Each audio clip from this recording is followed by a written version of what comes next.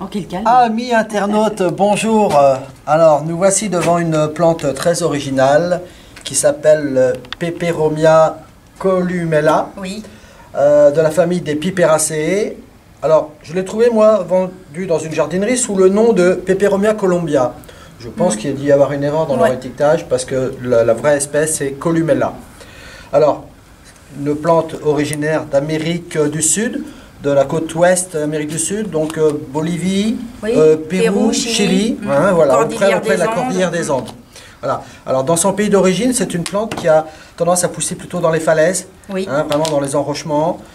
Donc là, dans des lieux quand même relativement exposés au soleil, arides, hein, donc des milieux donc plutôt très drainants. Très drainants. Hein. Et ce qui lui a permis de développer un système de défense. Elle fait partie des catégories de plantes qu'on appelle plantes à fenêtre. C'est un vaste sujet et là on en profite d'en parler parce qu'on a le spécimen. Et en fait c'est un moyen de protection de la plante qui a en fait dans ses feuilles des ouvertures qu'on appelle des fenêtres par laquelle le rayon vient directement pénétrer dans la feuille pour faire sa photosynthèse, sans que la feuille soit abîmée ou grillée par le soleil. Donc, comme les cactus ont développé les épines pour éviter l'évapotranspiration par les feuilles, comme d'autres c'est les poils ou la cire qui les recouvre, elles ce sont les plantes à fenêtre. Et en fait on en parle pour cette variété là parce qu'il y a très peu de Peperomia qui ont déjà parce que cette originalité. D'habitude les Peperomia ne vivent pas dans ces milieux là, c'est plutôt dans des plantes qui vivent plutôt dans les lieux humides et même à l'abri des arbres, plutôt en sous-bois, hein, vraiment, donc rien à voir avec celle-ci en fait, hein. Et en fait, bon là on le verra pas, mais quand on prend sa feuille et qu'on regarde à la loupe, fait translucide, dans le cœur de la feuille c'est vraiment translucide, hein, donc on voit effectivement qu'on imagine effectivement que la lumière puisse passer au travers. Alors, en petit aparté, on peut dire qu'on a comme plante à fenêtre plus connue, c'est la plante caillou, le lithops. Voilà, ça c'est une petite aparté, on reviendra peut-être sur le sujet, mais c'était intéressant de parler de celle-ci. Donc là, elle était vendue comme ça en suspension. Oui. Mais bon, on peut aussi l'avoir dans un pot sans pour autant l'accrocher. Oui, tout à fait. Parce que bon, elle va avoir cette tendance un petit peu comme ça à épuiser un petit peu le pot. Alors, elle était en fleur quand je l'ai achetée, donc elle était en fleur. Elle avait une fleur. Bon, là, la fleur s'est fanée. Bon, c'est comme ça que j'ai vraiment eu. Parce que on va vous dire, franchement, on a eu un doute quand je l'ai acheté. J'ai dit, mais c'est pas possible que ce soit un Peperomia. Ça ressemble à rien avec les Peperomia habituels. Mais quand j'ai vu la fleur, là, le doute s'est levé, c'était bien la fleur la petite canne qu'on retrouve sur toutes les autres espèces de Peperomia. Alors, donc elle a tendance à perdre ses feuilles, hein, on voit quand elle est un peu bougée, mais bon, ma foi, elle a l'air quand même résistante. Voilà, elle peut être un peu cassante, effectivement, si on la bouge un peu trop.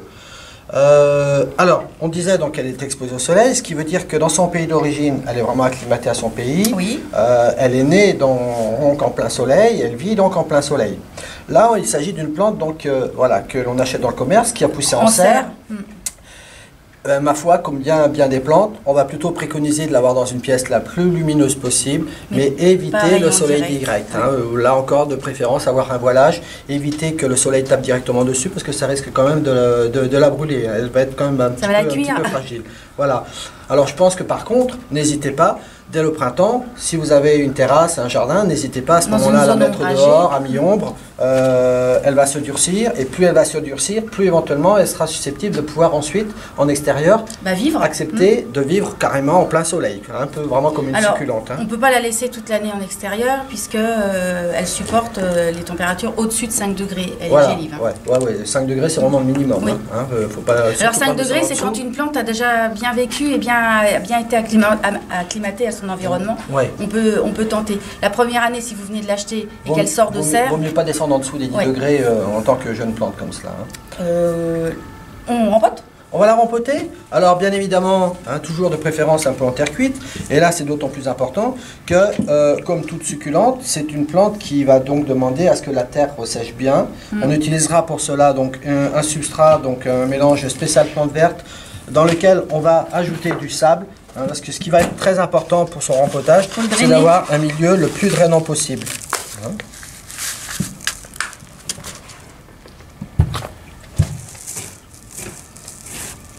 Voilà. Alors du coup, l'usage du pot en terre cuite, bah justement, ça sera important parce que comme je l'ai déjà dit bien des fois, l'inconvénient du pot plastique, c'est que ça a toujours tendance à garder en profondeur l'humidité. Le dessus parfois paraît sec et le fond est humide. Alors elle va vraiment avoir besoin, ça va lui être indispensable d'être vraiment dans un milieu très aéré et que la terre puisse vraiment sécher d'une façon très, très homogène.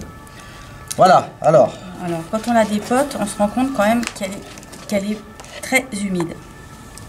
Et ça, c'est aussi un signe d'excès d'eau. Quand elle perd ses feuilles comme ça, c'est un signe d'excès d'eau.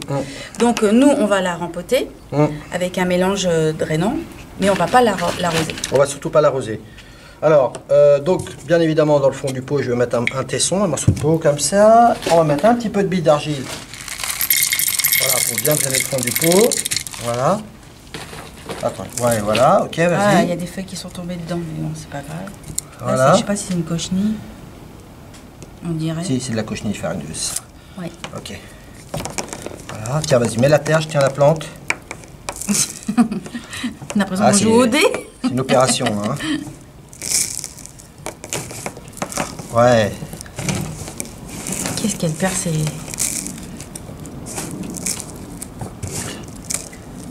D'où l'importance de bien laisser sécher la terre entre deux arrosages. Hein. Ne surtout pas maintenir la terre humide. C'est vrai que là, elle a eu tendance à être un peu trop arrosée, cette plante. Hein. Ouais, voilà, c'est bien. De toute façon, quand il y a un excès d'eau, les feuilles tombent et jaunissent. Bon, là, on ne voit pas encore ça jaunit, mais là, on a l'expérience des feuilles qui tombent. Ouais. Et quand il n'y a pas assez d'eau, les feuilles ont tendance à se resserrer, à se... Oui, oui. Voilà. Alors, bien évidemment, on va utiliser une soucoupe également avec des billes d'argile dans le fond, de manière à ce que lorsque nous arroserons, eh bien, ma foi, si l'eau s'écoule, que le fond du pot, lui, ne trempe pas dans l'eau. Hein. Voilà, c'est plus, voilà, pour histoire d'avoir à éviter que la plante trempe dans l'eau plutôt qu'à d'avoir de l'évaporation, puisque cette plante-là ne nécessite pas plus que ça d'humidité, même d'humidité atmosphérique. Il n'est pas nécessaire de la vaporiser, contrairement à ses cousines, les autres espèces de Peperomia. Alors, sachant qu'on avait fait un petit rappel, les Peperomia, surtout ceux qui ont les feuilles très crispées, on évite de brumiser. De vaporiser. Parce que sinon, ça crée de la pourriture. Oui. Donc, c'est pour ça, de l'humidité dans la soucoupe, mais surtout pas vaporiser sur le feuillage. Hein. Alors, c'est vrai qu'à voir comme ça, elle n'est pas, comment... Bon... Elle est sympa, mais enfin, bon, moi, je n'ai pas craqué dessus. Mais de fait, par sa particularité, en étant une plante à fenêtre, à voir comment elle fleurit, tout de suite, on lui trouve plus d'attrait. C'est une plante curieuse. C'est vraiment une curiosité, parce que quand on regarde vraiment de près, on n'a pas l'habitude de voir des feuilles vraiment comme ça. Les feuilles sont tronquées. On dirait des petits sabots. Les feuilles sont tronquées et... en fait, on se rend compte que les plantes à fenêtre ont rarement des feuilles pointues. Là, elles sont un petit peu pointues, mais généralement, elles sont quand même tronquées. Et elles sont légèrement arrondies. Voilà. Donc, pour rendre à César ce qui appartient à César, celui qui en parle beaucoup des plantes à fenêtre, c'est Monsieur Larry Hodgson, alors Hodgson. Si vous voulez avoir plus d'informations sur ce phénomène, qui est vraiment très intéressant, eh bien, je vous conseille d'aller sur son site. Ouais. Voilà, il a vraiment tout expliqué. Alors, on parlait tout à l'heure de cochenille farineuse. Donc, justement, il y en a. Voilà, on en a déjà trouvé une, et c'est justement donc le principal parasite que nous puissions trouver sur cette plante. Hein. Sinon, rien. Voilà. L'engrais. L'engrais, important l'engrais. Alors là, la plante vient d'être empotée. Là, on peut rester. En plus, là, on est au mois de décembre. On lui donne rien. On va pas lui mettre d'engrais, mais même si nous avions été au printemps, j'aurais dit que pendant les 8 premières semaines, il n'était pas nécessaire de mettre de l'engrais. Voilà. Alors après, quand vous mettrez de l'engrais, soit vous utilisez un engrais spécial cacté, ou soit vous utilisez un engrais spécial plante verte, mais vous allez le diluer de moitié.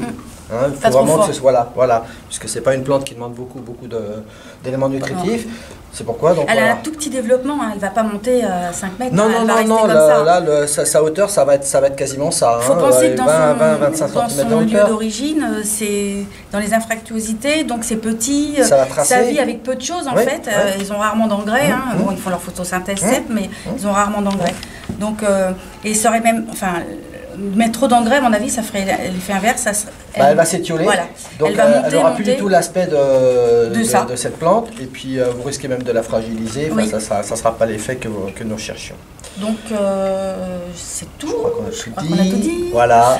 La suite au prochain épisode. À bientôt sur À bientôt, au revoir.